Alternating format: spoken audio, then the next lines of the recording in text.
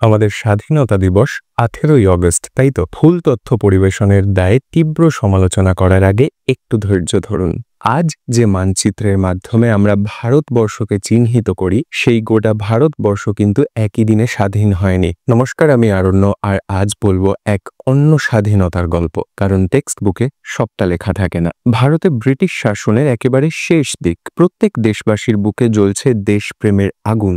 ইংরেজরা ইতিমধ্যে বুঝে গেছে যে এবার ভারত ছেড়ে মুখ লুকিয়ে পালানো ছাড়া কোনো গতি নেই। কিন্তু বিদায় বেলায় শেষবারের মতো চিরক্ষত তৈরি করতে না পারলে তাদের নিকৃষ্ট আত্মার শান্তি নেই। তাই দেশ ত্যাগের আগে দেশ ভাগের মতো জঘন্য পরিকল্পনা রচনা করা হয়। ভারতের শরীর থেকে পাকিস্তানকে কেটে বের করার উদ্দেশ্যে 1947 সালের 30শে জুন তৈরি হয় বাউন্ডারি কমিশন। 5 জনের কমিশনের চেয়ারম্যান হন গভর্নর জেনারেল জন র্যাডক্লিফ। 45 দিন ধরে জটিল প্রক্রিয়ার মাধ্যমে তৈরি হয় রিপোর্ট। 12ই অগস্ট তৈরি হয় ভারতের নতুন মানচিত্র। এরপর 14ই অগস্ট অল ইন্ডিয়া রেডিওতে হয় স্বাধীনতা আর দেশভাগের আনুষ্ঠানিক ঘোষণা। একদিকে বাংলা তথা ভারতের মানুষ স্বাধীনতার আনন্দে মেতে ওঠে, অন্যদিকে বাংলারই নদিয়া জেলার মানুষের মাথায় ভেঙে পড়ে আকাশ।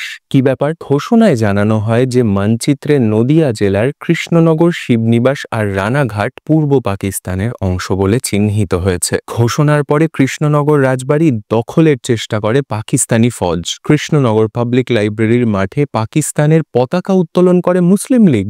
নিরুপায় হয়ে ব্রিটিশ সরকারের কাছে নদিয়ার নিরাপত্তা দাবি করেন নদিয়ার তৎকালীন রাজা সৌরিশচন্দ্র রায়। তড়িঘড়ি ফোর্ট উইলিয়াম থেকে সেনা মোতায়েন করা হয়। তদন্তে দেখা যায় যে মানচিত্র আঁকার সময় একটা ছোট্ট আঁচড়ের ভুলে নদিয়া জেলার এইসব অঞ্চল পূর্ব পাকিস্তানের অন্তর্ভুক্ত হয়ে গেছে। নদিয়ার মানুষের তীব্র প্রতিবাদ চিন্তায় ফেলে ব্রিটিশ সরকারকে। মাউন্ট ব্যাটেনের সঙ্গে কথা বলেন সৌরিশচন্দ্র। এরপর নাটকীয়ভাবে কাটে 2 দিন।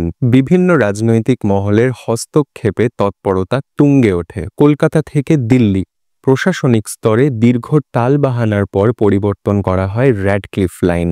2.5 দিন পরে, মানে 17ই অগস্ট বিকেলে পুরনো বিজ্ঞপ্তি বাতিল করে নতুন বিজ্ঞপ্তি প্রকাশিত হয়। বদলানো হয় মানচিত্র, পিছিয়ে যায় র্যাডক্লিফ লাইন। নদিয়াকে দুভাগ করে নবদ্বীপ আর কুষ্টিয়া জেলা তৈরি হয়। নতুন বিজ্ঞপ্তিতে বলা হয় যে চুয়াডাঙ্গা, কুষ্টিয়া আর মেহেরপুর থাকবে পাকিস্তানে, আর কৃষ্ণনগর, শিবনিবাস আর রানাঘাট থাকবে ভারতবর্ষে। অবশেষে স্বস্তির নিঃশ্বাস ফেলেন নদিয়ার মানুষ। এরপর 18ই অগস্ট কৃষ্ণনগর পাবলিক লাইব্রেরি মাঠে পাকিস্তানের পতাকা নামিয়ে ভারতবর্ষের পতাকা উত্তোলন করা হয়।